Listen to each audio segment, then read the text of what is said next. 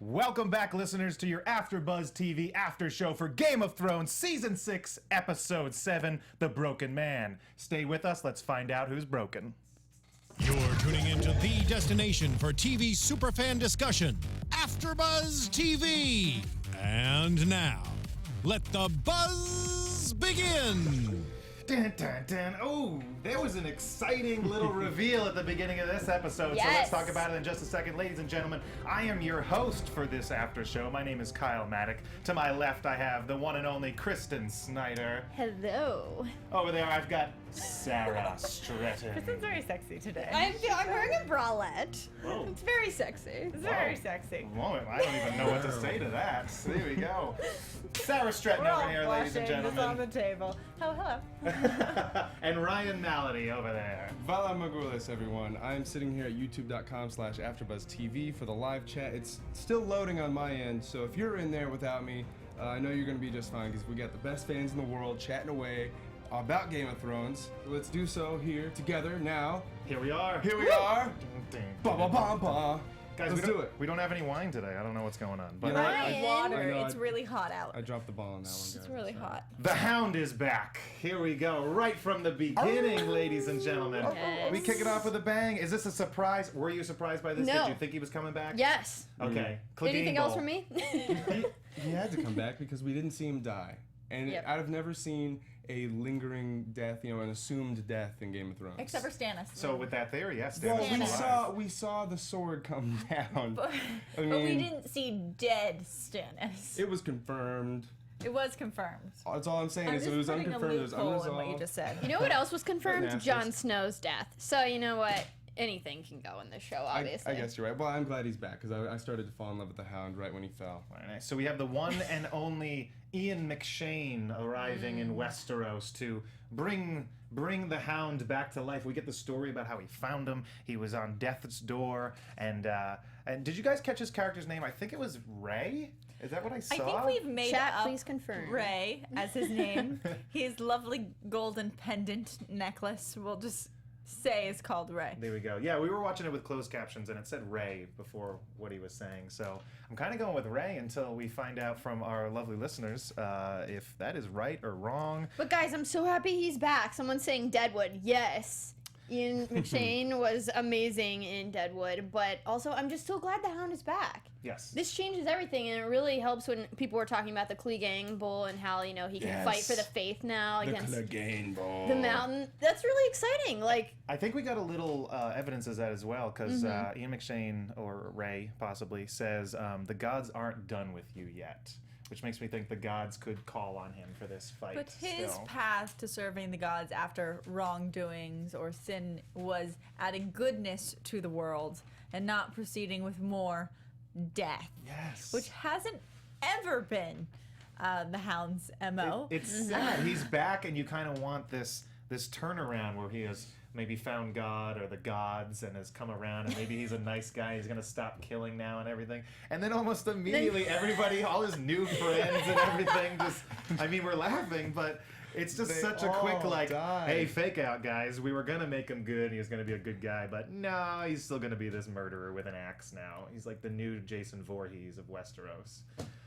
Nice. Gosh. I like that guy. He was full of gems. I wrote down a bunch of quotes that he said. It's never late to come back.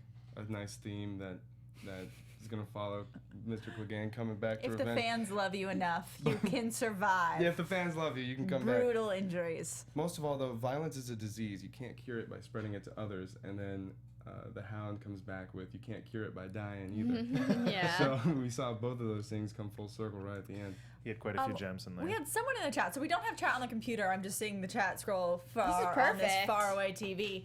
But someone asked where we thought the Hound was, and when we introduced this possibly Brotherhood without banners as the killers of the episode, murderers, horses, Yeah, right? they're Evil definitely- riders up on horses. They were definitely the bad guys here. And that also leads us to believe where they are, because the last time the Brotherhood Without Banners was mentioned was when I believe we were talking about the area kind of surrounding River Run and surrounding the Freys, because that was like in the list of all the things they were dealing with. Like they were dealing with the Blackfish, they were dealing with raids, or being hounded by the Brotherhood Without Banners. Absolutely. So I Lord think on that's Bridge kind of the area, like geographically, Yes, that we're dealing we're with. definitely somewhere in the south. It doesn't seem too far from where the Hound's last stand was, with Brienne there. So it's got to be around there, and I doubt Ian McShane lugged his butt all across the Westeros continent there. So he found him, brought him back, and we're there, and we're building a church. Ryan, what's up, man? Well, I was just curious. We got a really good look with Beric Dondarrion, right, and that whole Brotherhood Without Banners, and when they had Arya, and I kind of liked them. I thought they seemed like moral, just men, and now here we see them doing this.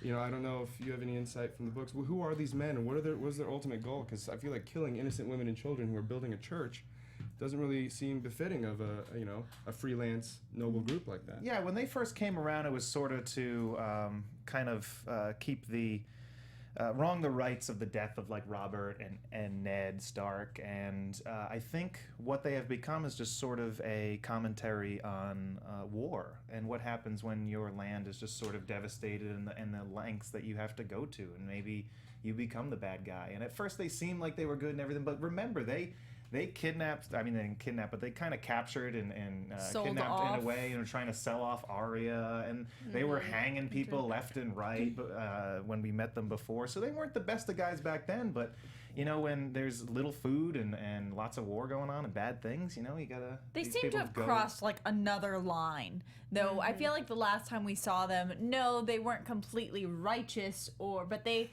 had this kind liked of Robin Yes. Hood, Right. men of Absolutely. tights type of Right. feel. Absolutely. They were like kind of joked with themselves. They were funny. They were entertaining. They were also skilled warriors. And now we've transferred into how they're presented when they came up on horseback in this. The bad was guys. just straight bad guys. There was none of that kind of wit that we had before when we saw them. So it just seems like they've gotten worse and worse. In their defense, I'll play devil's advocate here. In their defense, it was 3 soldiers. The Brotherhood Without Banners is a lot larger than that, and there are plenty armies that are on the good side where there are a couple soldiers that go off and do some bad stuff. We like the Dothraki army, but there they are raping women left and right.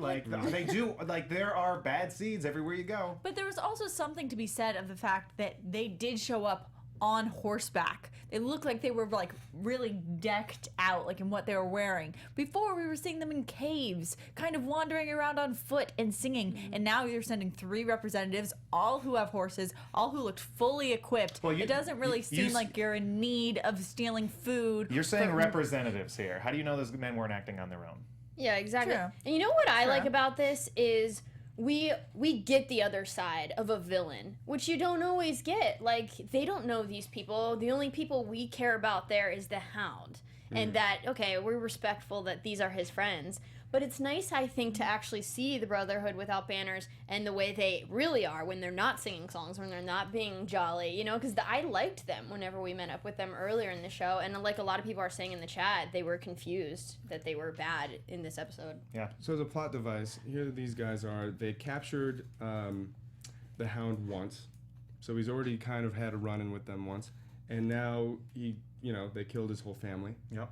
All right, so they're obviously a vehicle for revenge for the Hound, or a driving force of hate, right?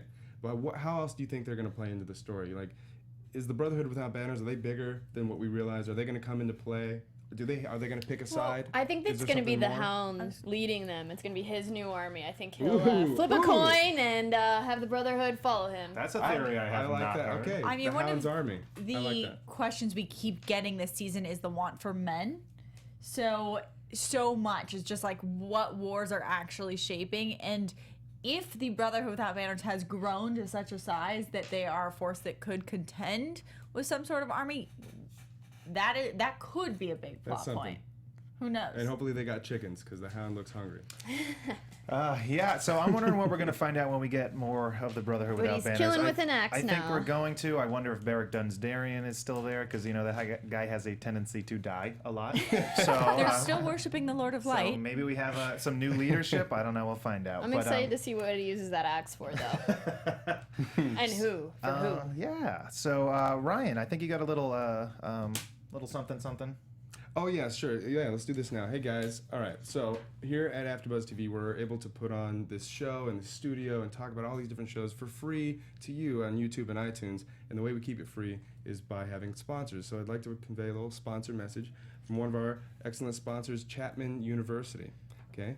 Chapman University is located in Orange County, California, 16 miles from the beach, 30 miles from LA, and a few minutes away from Disneyland. That's the That's the selling point. Disneyland, guys. Disneyland. In your backyard. Education is Right important, there. but Disneyland is extremely important. Disneyland University, I'd There go you there. go. And that was Star Wars going on. Oh, bring it on. You know, there's about 8,000 students who are enrolled in the undergraduate and graduate programs there. They're best known for their programs in film and in television. Okay. Business, science, and technology, not to be confused with Scientology. Two different I had a things. friend who graduated from Chapman. He was in the film division. I used to go down there and help him with scenes all the time. And, Oh, really? Yeah, it was a beautiful campus, and the classes were cool. They were smaller, and I would go in and we'd do a little scene that he was going to be shooting and everything, and it was a really cool experience. And the classes, they're smaller, yeah? Yes. Yeah, see, it says here that the student-to-faculty ratio is 14-1. There we Classes go. are small. I went to a small school, business school, and I really liked it, you know, compared to those large lecture halls where you don't really get the attention. It makes such a difference. Yeah, you're paying money for education. You might as well get your money's worth. It sounds like Chapman has a bunch of different ways you can get your money's worth. They got 10 different schools and colleges, more than 100 different majors and programs, literally something for everyone. And as far as, you know, outside extracurricular stuff, there's close to 200 clubs and student organizations here at Chapman. Yes. So there's literally dozens of opportunities to study abroad, here at home, for short trips for entire semesters. You can go to Bravos, you can go to Essos, you can study I abroad love it. there. Disney University, someone said on the chat. Disney much. Yes. It's a small world after all. And here's the best part. 86% of students benefit from some sort of financial aid. So you may not have to pay for this education entirely yourself, okay? For more information, check it out at www.chapman.edu/information. That's chapman.edu/information. Check it out, educate yourself, and stay in school, kids. All right? Or you might end up like the Hound, killing and doing nothing. Jeez. Chapman University. We don't quite live in this world. There you go. It's a little different. A little Maybe. different. Thank you very much for that, Ryan. Thank you. Thank Let's you, head back Chapman. to King's Landing, where the High Sparrow and Marjorie are having a little lesson themselves, and High Sparrow's wondering why Marjorie hasn't done her wifely duty here and start Despite making an her heir. reading from the mother, Yo, or like the yeah. book of the mother. Yeah, she did good. You know, I'm really surprised she ever did to begin with. I mean, it was just all an act, and now she's playing a different act, and this different act, she can be faithful and not bed Tommen, which I don't think she ever wanted to do. Has she That slept was- with Tommen yet at all? Yeah, she did, Yeah. like, right away. Remember, he was like, I could do this again. Yeah. Like, how do people ever stop, He pretty did. much? Keeping him thirsty. Was that like a home run, or was that? Oh, yeah. Was it? I Yes. can't quite remember that Yes. scene, but it was okay. Because Yeah. it's not, he wasn't concerned. We never saw yeah. the scene. We saw the Wait a minute, guys. As far as he knows, it's a home run. Maybe she told him that's all there is. I know. Maybe it was just a happy ending or something. Yeah. I don't know what was going on. No, remember, this But- is when she was worried about, was she going to be the queen?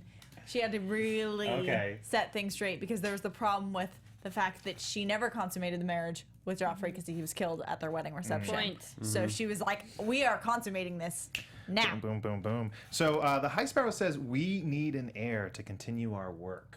Mm-hmm. High Sparrow's playing. Man, he is. Yeah, because he wants this child that he can just raise up within the blanket of the faith, huh? He's playing the long game now. Holy cow, he is. Yeah. That's what you took away from this? Yes. What did you take? What I took away was the fact that he was like, the woman doesn't have to feel any desire. She just has to be patient. Yes, Congress doesn't. And then he was like, yeah. and then we can punish your grandmother. This is what I was taking away. I was like, I don't know if I really respect the High Sparrow's point of view on women. Slowly but surely. What? Yeah. You don't? Surely. No, he doesn't. I don't respect his position. Well, you know, I do. I respect the High Sparrow because he's smart. I like characters in this universe who play the long game, who play 2 moves ahead. It's like chess. You know what I mean? Like I love Peter Baelish because he plays the long game. Okay. You know, the moves that he's making are very calculated. But I also have to give Marjorie credit because I feel like she's playing. Obviously, we saw her pass the note to the Queen of Thorns. It's showing her allegiance. I have a question for you then, Ryan. Do you think the High Sparrow is playing 2 steps ahead when he brings up Olenna there? Or do you think he really slipped and he kind of gave Marjorie a little warning there of his future plans to sort of go after her? Or do you think he was playing her to go talk to her grandmother? No, I think Marjorie's doing a really... She's playing a real committed role. I mean, she's memorized verses. She hasn't been sleeping with her husband. You know, like he had to come to her to say, you need to get in there. You know, you need to sleep with your husband. We need to. He kind of, I feel like, showed his hand a little bit, saying we need to produce an heir. Okay. We need to, you know, because for the better good of the people. So As I feel far like, as the queen, though, I feel like he wanted her to get the queen to leave.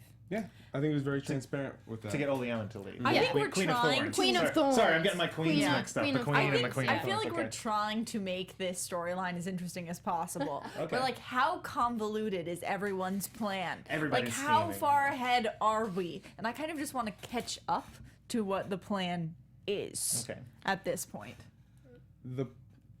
What is Lady Marjorie's plan? There you go. Well, she That's kind of the tips off question. her grandmother here. She's able to sneak her a note with Septon Unella watching like a hawk over there. But slips her the note with the rose, and I think that's a hey, I'm still a Tyrell. What are the and words this is of what we're House doing. Tyrell? Grow strong. Growing strong. Growing Growing strong. Growing strong. So I think that was just a little message to her saying, hey, listen, I got it. I got a plan. I haven't forgotten about our house. Okay? The plan is growing strong. Just trust me. Just trust me. Just Get out trust me. because you're in danger. Gave her the warning. Which is cool because I love it when people conspire. So I was actually getting kind of concerned that Marjorie had lost herself, but no. So what do they say about Loras here? That he has to give up his title? That's He what has Marjorie to was give saying? up his title and kind of his almost every link he has. So his lands, he will no longer take over Highgarden. He's got to give up everything. Yes, he will be, but he will be a free man, and he also will have to serve some sort of penance. Okay. I guess he so- joined the church, didn't he? I didn't take that away. I just took that there was some sort of other punishment, like how we've had kind of the walk.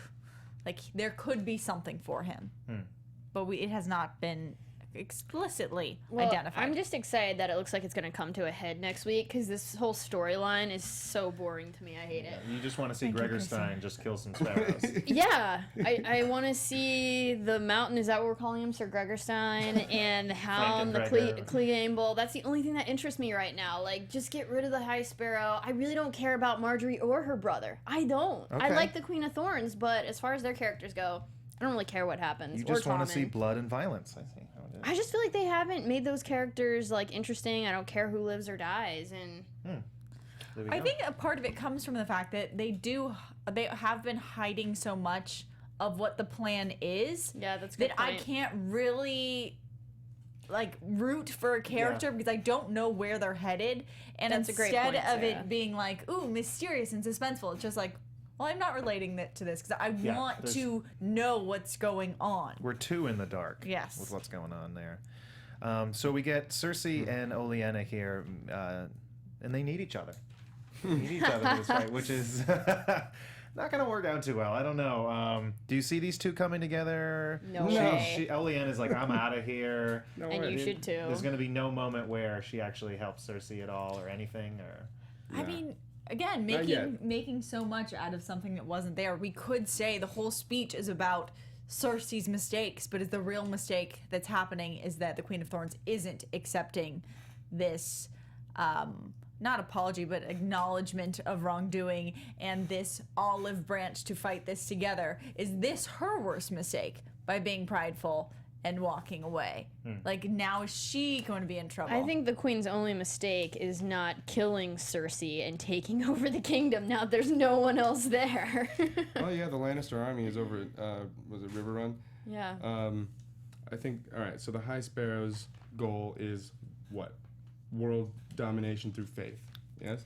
World living in poverty type setting. He wants to be the Pope. He wants to, like, lead the you know, he wants to be the religious head of He already is. Almost. He's on two pillars. Yeah. There's the faith and the crown. And You think he wants just the crown gone? I think he wants to be the secret leader behind Yeah, them both. exactly. He can take the power. You can get a figurehead Yeah. lord if Tommen and Marjorie have this kid and he raises them up in the light of the Seven from birth. Do you think that's his goal? Yeah, I think so. I agree. I think so. I'm with Kyle. Because then you have, I mean, maybe that king will become the High Sparrow, and you'll have this one who leads everything. Ugh, no, that And sounds so- terrible. And so, Sounds like in order very- for that to stop, the High Sparrow has to be shot out of the sky, so to speak. I don't think this High Sparrow needs to be shot out of the sky. I think the High Sparrow has to be shown, like, this version of the religion kind of has to be shown as wrong. Because he has said that from what they see, from how they've placed the religion towards the people, The people if are all any about of it. them die, the spaces will just be filled. Fill up. Like, there has to be a stronger Like a political proclamation. vacuum. So we're all just kind of guessing. We're grasping for straws. Let's move on from that. Let's head Thank over you. to Jon and Sansa are rummaging through the north, looking for help. They stop off. Their first stop is the Wildlings, where they have 2,000 men, and they are asking the Wildlings for help. And they get it from them with the help of One there, the giant. One said one word. One of them said snow, and then everybody's like, "Okay." The giant said, "Yes, let's do this here." That wasn't really a surprise to any of us, though. I mean, I was surprised it took so long, and it wasn't just like, of course, right away. I just think the giant should have accompanied them on all of their, like, when they went to all the houses. And here's one. Yeah, that would not help. Are you kidding me? A wildling giant shows up in the northern houses. No one wants to fight with the wildlings. Because we get that little later with House Glover. Like, as soon as he's like, "Who's fighting in the army? Tell me who's fighting in the army besides House Mormont." Says the wildlings, and he's like, "No, those rumors are true. I'm out. I'm not doing this. Right. No, thank you. You're crazy." The northern houses have been fighting against the wildlings, keeping them on their land for hundreds, thousands of years, however long it's been. And that's a hard sell. It's a really hard sell. But who was sold was Lady Mormont. Ah, Oh. yes. She was great. Badass character of the episode right here. Yeah, I liked her. Lady Lyanna Mormont. What was she, 10 years old? Yes, 10 years. And wow, that girl can... Ferocious. Precocious young lass. So, you guys liked her. She's your favorite character of the episode here? Definitely. Yeah. She was pretty badass. I liked her. Nice. And her 62 men. I mean... But if they're all like her, like Davos said, Exactly. Oh, sure. we've got 620 men, really. Each one is worth 10 mainlanders. I don't, We do math here. most of the army is wildlings, with like a few, others. Where do we have any? Did Jon Snow have any other army at all? Are there any other Stannis' men? Is there anybody else besides who we're hoping joins the fight? Baelish's army? Does he have anybody else? Anything else? Well, we get a little later on that they have the Hornwoods and they have the Masons. We learn that a little later. But I'm still hung up on how they sold this to Lady Mormont, which is they came right out and they told her that the dead are coming. You'd think that'd be a harder selling point. Yeah, I thought they would take a little, like the Maester would be like, "I don't know what you're talking about." But I guess the Northern Lords are a lot more willing to believe in this. They just need the head of a White Walker to walk around with and say, "Hey, see, they're back." It seems when they cut them, they turn to ice and shatter. That's hard for transportation. I see, but Hard for transportation. I feel like at the end of every season, it always boils down to that. Oh, the army of the dead is coming. Like it's us versus the dead, you know. And then the beginning of the next season, everyone kind of forgets about that until kind of the end. So when it comes down to the end of the season, I think everyone's going to band together because they have to. Yeah. Somebody pointed out on the chat that the Iron Island wasn't able to take the Bear Island. Is that true with 62 men? Does the Iron Island attempt to take Bear Island? at Well, any we get point? from the Glovers that the Iron Islands attacked them, and I'm not sure the geographical difference between the two in my head, but the Iron Islands certainly attacked the Glovers, and so it made me think that maybe they would attack the Mormonts as well. Well, that They gives us stood hope. strong. Yeah, that gives us hope. So they're holding out with that. But we get them going back to where Stannis made his camp, and there's fighting happening. This little alliance between the Northerners and the Wildlings isn't going to be that easy to keep on going. We get the fighting happening, and Sansa finally comes to the realization that she needs to send somebody a letter. We all believe this is Peter. We think it's Peter Baelish because if she's sending, the only other people I think she's mentioned was her uncle. Does she have any not other uncle, friends She mentioned to Blackfish at email? some point, and they have their own problems. What I realized most in this episode is that Sansa really needs to step up her game as if she is going to play the role of the leader of House Stark, who is going out there for her house and recruiting. Because I understand she's been through a lot, but I had hope that she was learning at least a little bit of this political game through being around Peter Baelish for so long. Through being around Littlefinger. Yeah. Like a long time ago when we were still in the area, like she came out transformed, different look. And now she's embracing the Stark name, but she still hasn't really figured out how to back that up or encourage anyone or get anyone to stand behind her. I agree. Same with Jon Snow. You would think that after everything he's been through, I mean, he's led some pretty inspiring, charges against enemies, and he's inspired a lot of men to fight with him. But watching these negotiations go down, it's Silver Tongue, Sir Davos, who really clenched those 62 guys. Other than that, I'm not really impressed with this trio. I mean, you would think. But it's hard, you got one girl who there's rumored to be married to the Imp, married to a Bolton, who knows what her story is. And then you got Jon Snow, who's a bastard. It's kind of it's a hodgepodge of leaders who aren't quite ready to lead. I feel like Davos reminds me of Tyrion, though, right? He's kind of taking that hand and like giving a voice, He's reason the with his hand. words. He's good at it. Yeah. So, hopefully Peter Baelish hasn't turned around and started talking to Roose Bolton or anything. No. In the meantime, Wouldn't happen. So, I'm just ready for the army, the Arryn army, I'm sorry. to march up, make their way up there. Ramsay Bolton. They're already there. They've just been hiding. They're a little south, Don't but they'll worry come about up. They'll come up. I can't imagine who else she would write the letter to. So that's who I'm going with on that one. Since we all think that, it's probably wrong. We did get confirmation in a way that Brienne is headed south because she was not with them. I know that was a question I had a couple episodes ago because we saw them all ride out of Castle Black together, and we didn't really get a decision on that. But Brienne wasn't with them, so it looks like she's heading down a river run. Right there, and that's where we're gonna go next. So Jaime and Bronn arrive with the Lannister army. I'm kind of happy Bronn's with them. I didn't know he was gonna be with them. You gotta love that duo. I love them.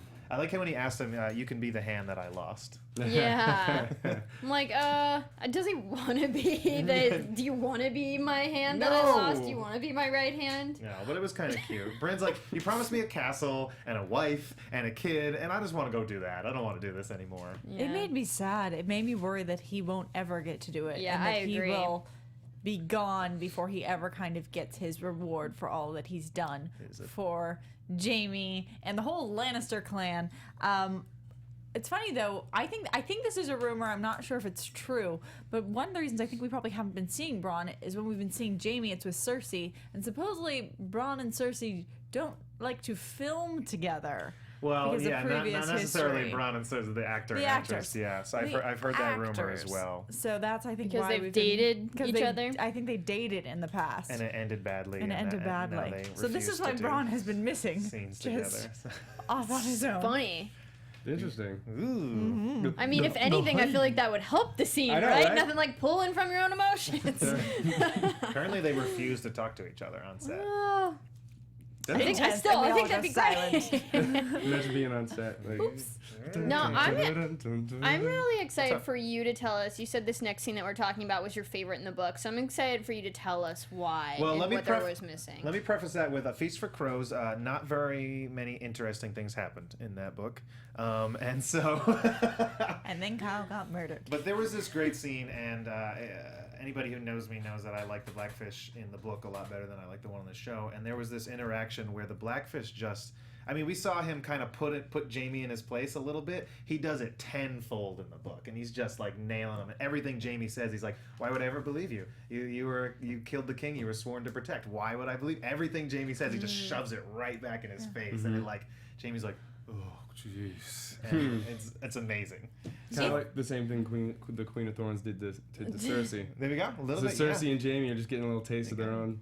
Their old tricks don't work anymore. So we get a taste of that in this scene, and it wasn't as much, but it was definitely. I found it enjoyable. I like this. Blackfish is such a seasoned vet at all this stuff, and Jaime's kind of shaken up, and however many people love him and everything like that, he's. I liked that the Blackfish kind of. I felt like it expressed everyone's opinions when he was like, you can just kill him because no one cares. He's going to end up dead.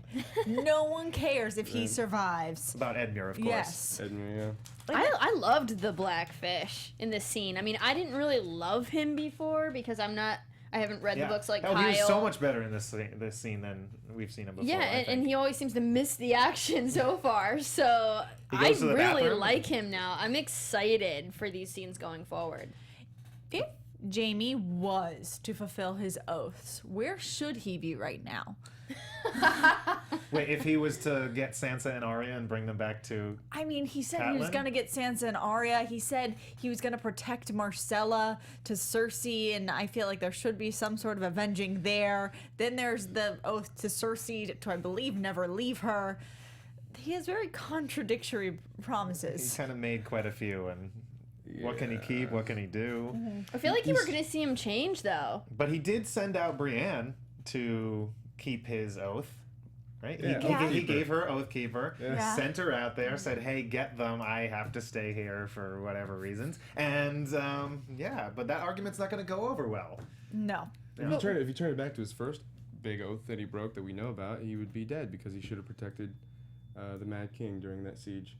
Yeah, but I don't worry about that. That's before the show. That's an old oath. Well, So I like that we get from Blackfish that he was born in this castle, which I didn't know, and he's prepared to die there. It makes sense. But so I feel like Jaime's going to turn here and not, get the castle for the phrase. What do you guys think? That's what I thought originally when the plan when he was first sent, because I think Jaime's going to have to take a step away from his family duties. However, now with the teaser for next week, I feel like my whole theory is ruined. Yeah, I don't know. I'm going to see... I'm kind of with Jaime winning this siege here because I think it is showing his new position as a general and not so much a soldier anymore. And I think if he steps up and does that, he's sort of turning into his father, who was this great military general. And I think we're going to start seeing pieces of that. But I in thought his you liked character. Blackfish. Yes, and I will hate that because Yeah. I think that every point that Blackfish made about this really being his home and why it was taken from him and like how it was taken from him by traitors, there's just something so horrible in the symbolism that this castle should belong to the Freys who murdered this whole family at a wedding. Are you saying that Game of Thrones is going to give you something you want? Because that's not the show I've been watching for many seasons now. The chat is predicting Jaime's death this season. Whoa! It's a big prediction. Holy cow! Yeah. that is a big one. So yeah, it's me- anything else before we move on? I just want to get alliances straight. So the Lannisters are allied or sworn to now, I guess. The king. Well, okay. So they're allied though with the Boltons and the Freys, correct? Yes, the Lannisters and the Freys are working together, and the Boltons have this kind of fragile little alliance with them. Yeah, Fragile because it was with. it was with Roose and yeah. And Lord, the father. Sorry. with Roose Bolton. No. Wait, with Tywin. Tywin Lannister. Yeah, that after There's Tywin a lot of died. people in that alliance who founded that alliance that are now dead, but it Right. still exists. So Yeah. what is Jaime's true motivation to take River Run? Other So than that the phrase. he can get the told him job to. done because his son told him to. After he was This- stripped of his other jobs. Son and The king. chat is asking if we think the Lannisters will still rise. Oh no, they're falling. They're going down. I feel like this season, almost every house is falling.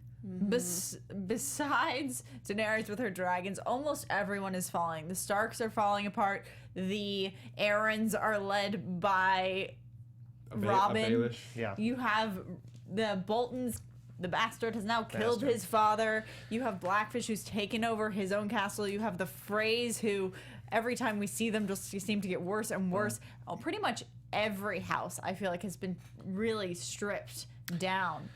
So let's. The Marcells, we got quite a bit to talk about still. Tyrells, So I think everything. I think we're going to move on from there. We're going to head over to Yara and Theon. Yara. So they are over in. We get confirmation actually in the Arya scene next that they are in Slaver's Bay. That's where they are right now, and they're at a brothel, and she needs Theon to step it up. She gives him some tough love in this scene, and it is what he needed to hear. Yeah, because I'm sick of the weak dog act too. I think we all are. I mean, I am kind of yearning for that asshole he was like in the first few seasons. Woo! How you liking Theon now? I still don't like Theon. I think I've just decided that I won't like him forever, so I'm stuck. Oh man.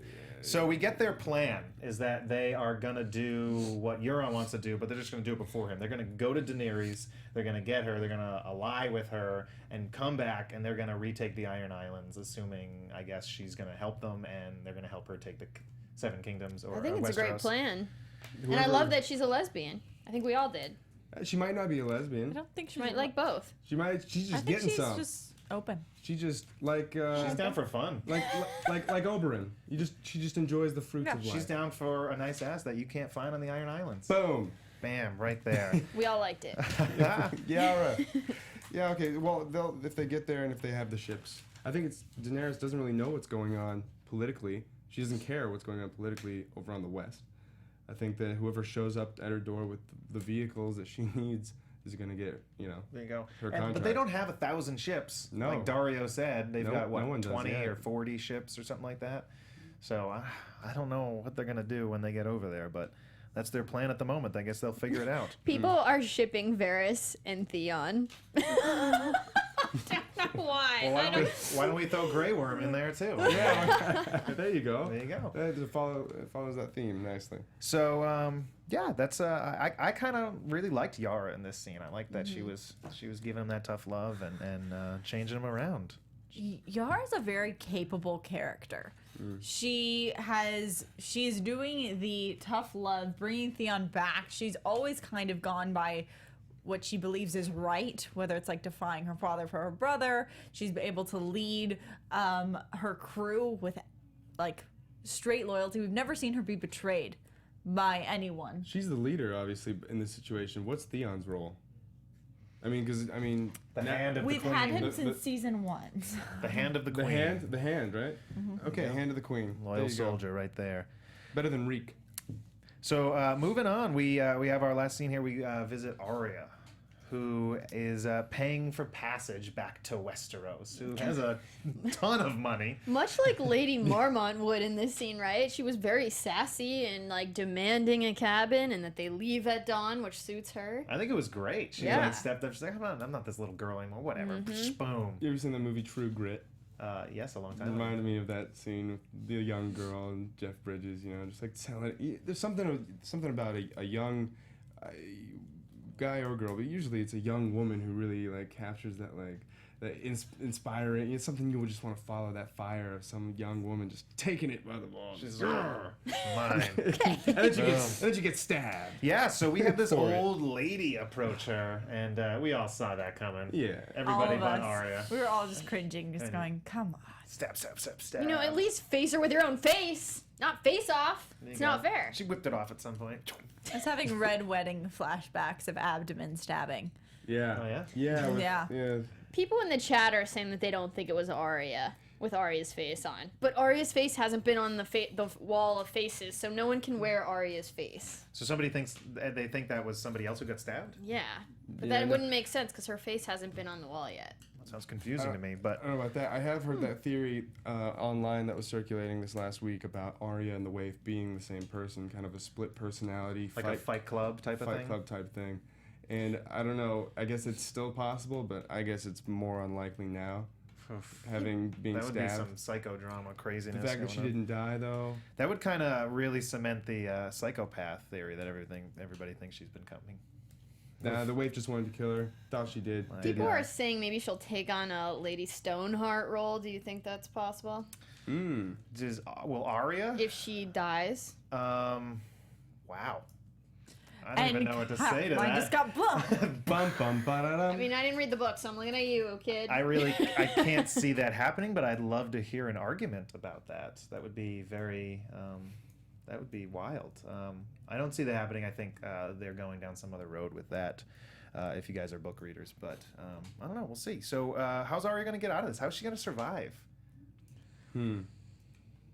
She's like stabbed, looking she is around, bleeding all over the place. She's like half dying. You can see by the way she's looking around. She's not in good shape right now. No. I was just trying to figure out if she had any friends in this city. Yeah. Well, And the only person I could think about was the actor. No? Oh, yeah, I actress? thought about her, Lady Crane or whatever. I also thought that Jaqen Hagar might come and save her because he was never really on board with her being dead, and I don't know. I just feel like he was her friend at some point, and I don't think he wants her dead. I think he understands her path that she's come to from. I'm kind of with you a little bit on that one. I think Yeah. he's going to play a role in what happens to her next. What about the Bravosi, her dance instructor? What's his name? Serial Pharrell. Serial Farrell. That would be did great if come he back. showed up. Well, does he have Syria any Farrell friends? is or- probably either dead or... Oh, he's dead. But, did he have, family or... But Possibly something. You guys want to talk about predictions here? Okay, let's Let's predict do it. stuff. Let's jump in. AfterBuzz TV predictions. Ooh, that was kind of a new one right Yeah, I like that. People are excited for Gendry in the chat. They're I've very been excited. so excited for him. He's my favorite. There we go. I didn't even see his face. I missed it. You didn't? No. I thought that was Podrick. The chat. I saw Gendry's face, and the Did you? chat's predicting that Gendry will be the one to help Arya, which I like that. Oh. I don't think he could have rode that far. Well, he was on that boat for many seasons. Lost direction. That little rowboat. That was the last time we saw him, right? I'm excited to see Gregor Stein in action. Clegane Bowl? Yes. Well, Or- not necessarily the Game Bowl, just Gregor Stein just mowing down some sparrows. I'm ready to see some just more action in general. Okay. I feel like this episode for me was pretty slow. Pretty slow. Not a whole lot of although I'm so excited that the Hound is back, but besides that, pretty mellow today. I'm scared for the wrath of the Hound. The way he picked up that axe and just Yes. it's like this I- is like a horror character. out of That's a my movie. prediction is that he's gonna get the brothers. He's gonna kill a bunch of them, and then they're gonna follow him, and he's gonna lead them. I liked what somebody in the chat said. They think that Syrio, her teacher, was actually Jaqen Hagar. Yeah, people have said that before. I like that. People I have like thought that. Interesting. It's a I Maybe mean, can't Ned- say it's wrong. So we do get in the preview for next week, Brienne looked like she indeed is arriving at River Run. Yes. And I'm really curious how that's going to work out because she has to go through Jaime and the Lannister forces before she ever makes it to the Blackfish. How's that going to play out? That's because that's her mission to go down there and get the troops and bring them back up to the north. I mean, you can't just take the troops out when there's a siege in a going dream on. scenario, Bran could kind of be a mediator and be like, you want this castle. The Blackfish just wants something to hold on to because pretty much everything's been taken away from him. And it maybe that like revival of want for life could be him supporting Sansa.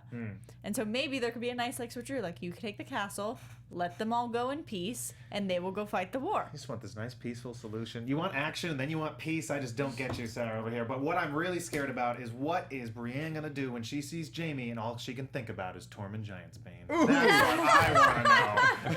That's hilarious. I don't know what she's going to do. I She's like that that. chicken, eating that chicken. Okay, I have a question for you guys. Yeah. So someone in the chat suggested that maybe it's not the Brotherhood without banners that killed all those people, and we're just assuming that. So who else could it be if it wasn't Completely that? be. We could be wrong. Yeah, we could go down that road, but then I think we're doing the same thing where we're just making up We're stories making again, up 'cause- stuff to We've make done a this the lot show Yes. better. This show, we've just been like, what could all of true. this mean? But I like that. I think that's a great point. Very cool. We assume too much. Very nice stuff. Anything else, guys? I was gonna predict Clegane Bowl, but that's pretty obvious. I want Tommen to kill his mother, Cersei. What?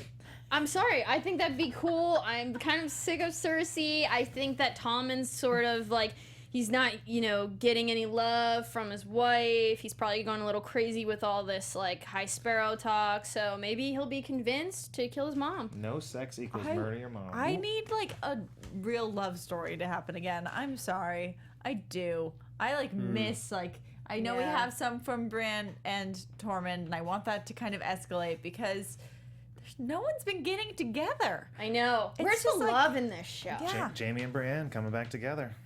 Now we are shipping her with someone else, though. Yeah. That ship has sailed. Nice. I'm just going to predict that Peter Baelish is going to swoop in dramatically at the last minute and save the day to win favor with everyone he needs favor with. Of course. So, yeah. Bring it on, little finger. All right, thank you guys so much for watching this AfterBuzz TV after show for Game of Thrones Season 6, Episode 7, The Broken Man. My name is Kyle Maddock. You can find me at Kyle Maddock on Twitter. I'm Kristen Snyder. You can follow me at Cinematic Escape on Twitter and Cinematic_Escape on Instagram. And you can follow me at Sara_Stretton. And I would argue that I think this episode should have been called The Broken Men. There's so many broken men. Good point. Very good point. And I am Ryan Malaty. You can follow me on Twitter and Instagram. And then please, if you liked what you saw today, give us a thumbs up on our video. We love seeing that. Subscribe so you don't miss another channel here and at iTunes. You can listen to our podcast and leave some comments. We love hearing what you have to say. And, shut our theories down because we... Give us more theories. We need more. We need more. 3 episodes left, guys. Valador Harris. Thank you guys so much for watching. From executive producers Maria Menounos, Kevin Undergaro, Phil Svitek, and the entire AfterBuzz TV staff, we would like to thank you for listening to the AfterBuzz TV network. To watch or listen to other after shows and post comments or questions, be sure to visit AfterBuzzTV.com. I'm Sir Richard Wentworth, and this has been a presentation of AfterBuzz TV. See you later. The views expressed herein are those of the hosts only and do not necessarily reflect the views of AfterBuzz TV or its owners or principals.